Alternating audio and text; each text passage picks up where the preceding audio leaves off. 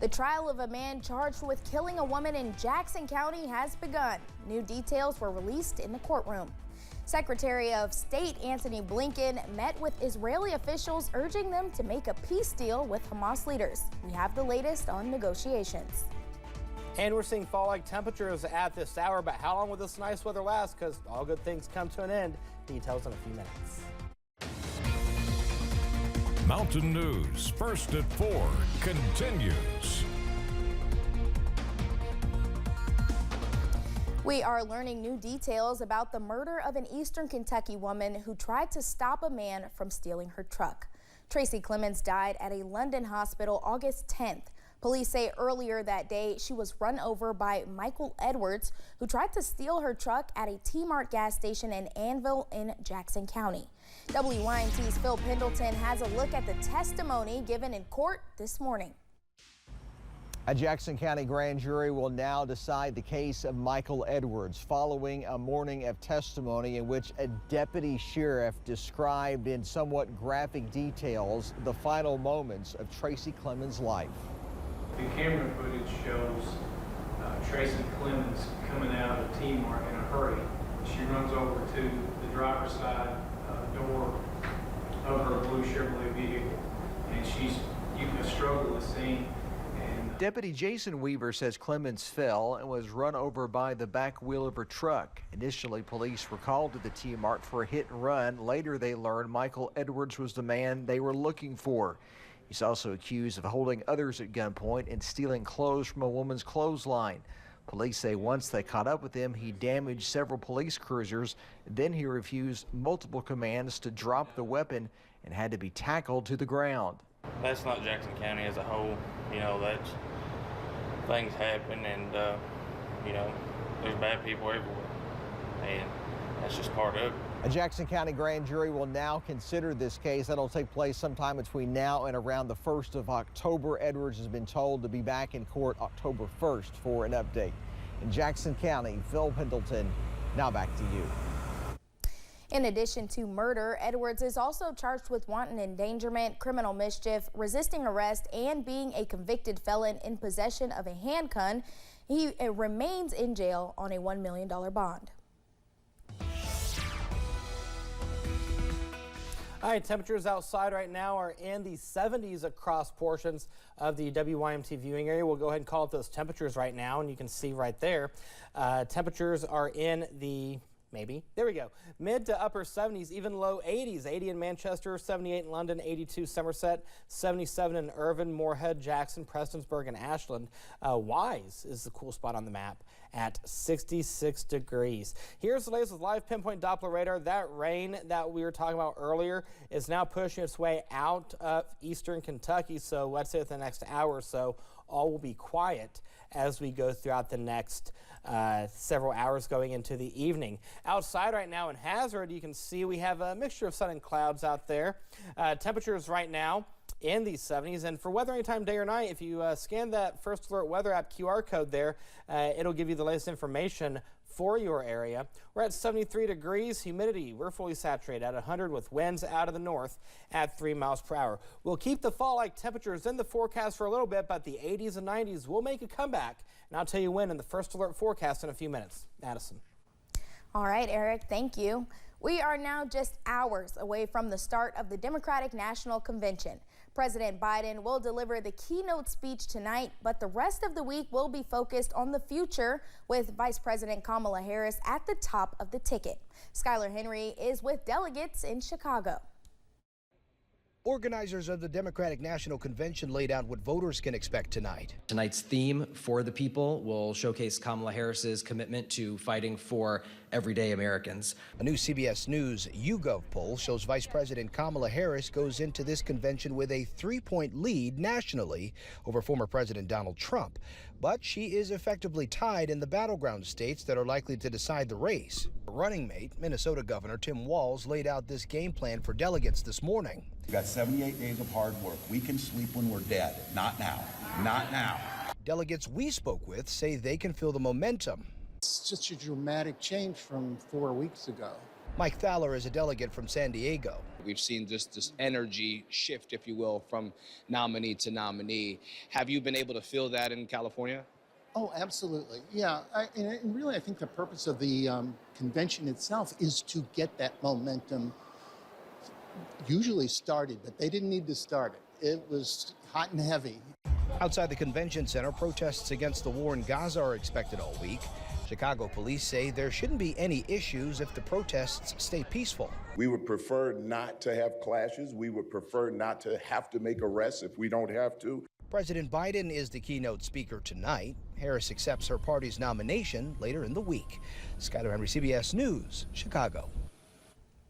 The Democratic Party released its platform ahead of the convention. It includes support for raising the federal minimum wage to $15 per hour, making the child tax credit permanent, and protections for IVF and abortion services. Senator J.D. Vance was in Philadelphia again, campaigning for the Republican presidential ticket. Vance gave remarks on the economy and energy at a medical waste management company. He also spoke about Democratic presidential candidate Kamala Harris as the DNC begins today.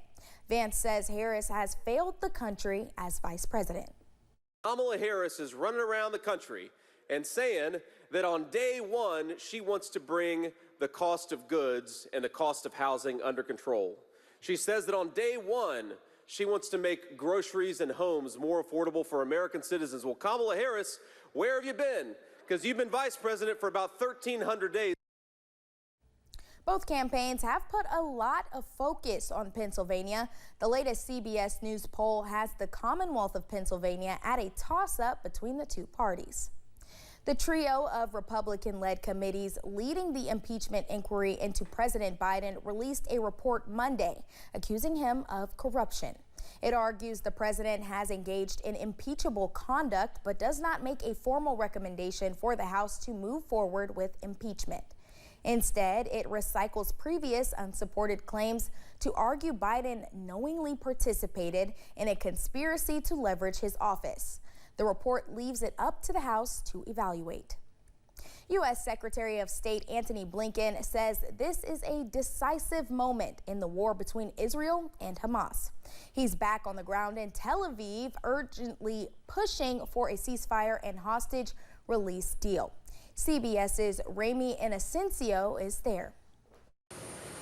On his 9th trip to the Middle East since Hamas launched the October 7th attacks against Israel, Secretary of State Antony Blinken says now is the time to cut a deal. Probably the best, maybe the last opportunity to get the hostages home, to get a ceasefire.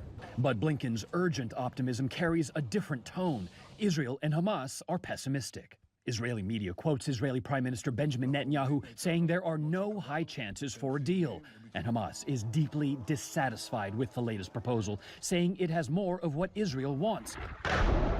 That includes the rejection of a permanent ceasefire, the rejection of a military withdrawal, and the rejection of Israel giving up control of Gaza's border with Egypt. Over the weekend, more Israeli strikes up and down Gaza tore apart buildings, targeting militants and infrastructure. But they also destroyed families. These young boys cried, "Baba, Baba," over their dead father in southern Khan Yunis, and a mother and her 6 children, 5 of them quintuplets, were buried in central Deir al-Balah.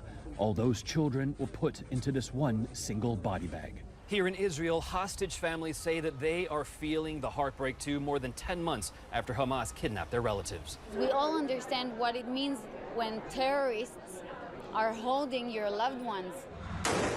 Israel's military showed soldiers fighting in the Gaza Strip Monday, saying it will keep up operations throughout the Palestinian territory as America's top diplomat pushes to get a ceasefire deal over the line. Ramy Inocencio, CBS News, Tel Aviv.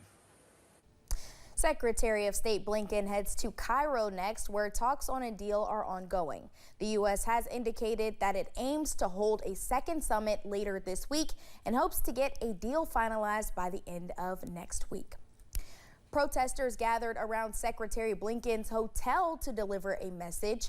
Protesters called for a hostage deal outside of the Kempinski Hotel in Tel Aviv, where Secretary of State Antony Blinken is staying.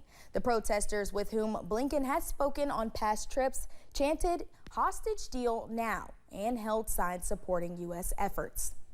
Authorities of the city of Pavlovsky in eastern Ukraine have started the forced evacuation of children and their parents as Russian troops continue their advance towards the city. The head of Donetsky Regional Military Administration said on Monday it was decided during a regional emergency meeting to impose a mandatory evacuation in a forced manner of children with their parents or legal guardians. Newly released video, the moment a bomb blast in Tel Aviv on Sunday near a synagogue, which Israeli police described as a terrorist act. Reuters was able to confirm the location of the video from the building color, light, and utility poles, the median strip on the road, and the trees, which matched file imagery of the area. The date was confirmed by the video timestamp and the Reuters photo from the aftermath. A former pro football player was arrested after reportedly urinating on a passenger during a flight out of Boston. Gosder Shiralis was charged with disorderly conduct, disturbing a flight crew, and resisting arrest. Court documents say the man became irate and uncooperative when he was told to leave the plane. Officials say it took 4 members of the Massachusetts State Police and Customs and Border Protection to restrain Shiralis. He entered a not guilty plea. Phil Donahue, often known as the king of daytime talk, has died at the age of 88. Phil Donahue's pioneering daytime talk show paved the way for a TV format that dozens of broadcasters copied over decades. It started as the Phil Donahue Show in the 1960s and quickly became a highly sought-after stop for high-profile newsmakers. President Biden awarded Donahue the Presidential Medal of Freedom this past May. Coming up, as First at 4 continues, what to expect Labor Day weekend as summer travels are in the home stretch. And in the world of weather, we had a nice amount of rain over the weekend. The fall-like weather is going to continue for Tuesday, but if you're a big fan of this nice fall weather, not so fast. Details of the First Alert forecast in a few minutes. Stay with us.